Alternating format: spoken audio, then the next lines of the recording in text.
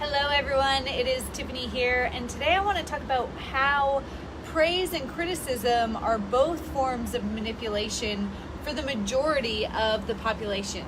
Before I get to that though, I want to remind you to head over to removemylimits.com, start taking your power back and living your absolute best life.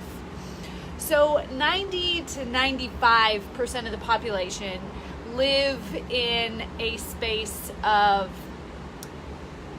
unconsciousness. So they're not aware, they don't know what they don't know, right? And so for those people, the studies show that it's about 90 to 95% of the population seeks external validation.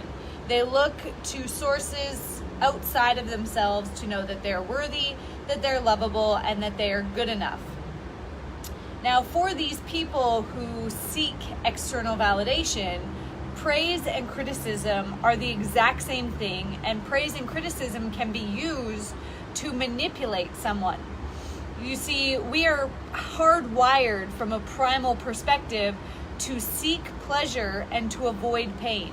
So we'll do whatever it takes to feel good now and avoid feeling anything negative. This is why there's so many forms of addiction, addictive behavior, and behavior where people do things in excess, whether that's alcohol, drugs, sex, shopping, work, exercise, controlling their food, social media. All of these things help us stop feeling crappy now, stop us from feeling that negative feeling, and make us feel good in the now, right? It gives us that temporary hit of feel-good emotions, and then we just have to keep engaging in that behavior to get more and more of that. So if I met somebody, let's say I met Sally, and I recognize that Sally is somebody who seeks external validation. She looks to me, she looks to other people to validate that she's good enough, to tell her that she's worthy and that she's lovable. What happens is, if I was a manipulative person, then I could use that to my advantage. All I would have to do is praise Sally a number of days in a row until she starts to seek that validation on a regular basis from me. This is why it's dangerous if coaches get a hero's complex and they attract people who want codependency. I aim to have zero codependency with any of my clients because I don't want them to come to me for validation. I want to teach them and to validate themselves so that they're more empowered in their own life. If I was a coach with a hero's complex though, then Sally comes to me, I see that she's seeking external validation, and I can praise her, give her compliments, tell her how good she does, tell her all these, good things, give her that hit of good feeling hormones in her head. And then when she becomes dependent on that validation from me, then I can choose to criticize her and give her negative feedback, or tell her, that she's not doing good, or, criticize her in some way that creates this negative feeling in her, at which time she will do whatever it takes to get back into my good books and back to me praising her. Now, some people will use these techniques consciously and purposely. They will do this, they will use this manipulation on purpose to get whatever it is that they want from someone.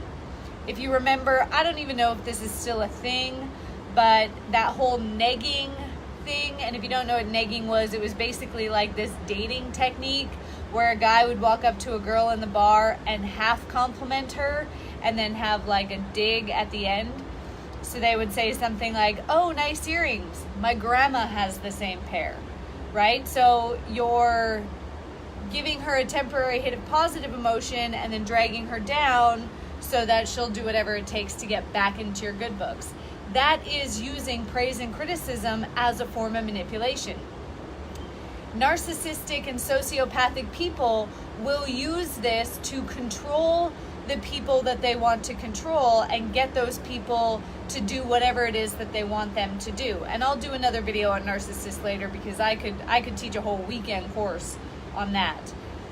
But narcissists and sociopathic people will use this to charm and then manipulate people into doing whatever it is that they want them to do.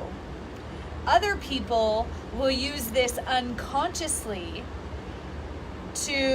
because they've seen results in the past. They've seen that, if they lash out at somebody when they're not feeling good enough, and they're lashing out at somebody who also seeks external validation, then that person will do whatever they can to get back in their good books, which is going to make me feel better. So how do you avoid doing this? Because I know that none of you watching this want to purposely manipulate other people. So how do you avoid this? If I'm working with Sally and I see that she needs some praise, and I see that right now where she's at in her stage of growth, she seeks external validation, what I do is I do not make my praise or my compliment about her. I make it about me. So rather than me saying, "You're so great, you did such a good job on this," let's say I have asked her to put together a social media post. I would say, "I really enjoyed reading this." She still gets to feel good about it. And if I was to say, "I didn't enjoy reading this," that's not about her. So it doesn't necessarily mean from a validation sense that she's not getting validated. It just means it doesn't resonate with me. So when you are talking or communicating with somebody who does seek external validation, especially if you're in a leadership position, whether that's a leader in your church, in your community group, if you're a boss or a manager at work, if you recognize that there's people who are seeking external validation, as you help them learn how to validate themselves, what you can do is base your feedback on how you feel as opposed to being about that person. So instead of saying, "You did this well," say, "I enjoyed this. You did not do this well. I didn't have a great experience of this." And then that becomes not about the person directly, it becomes about the task. So praise and manipulation can both be forms of manipulation to the majority of the population. And if you want to learn more about how to rewire your own brain, how to take your power back, and how to empower people within your community, make sure that you head over to removemylimits.com. I've got a special going on until the end of the month, till Friday. So hop on that special, and I will talk to you all soon. Bye.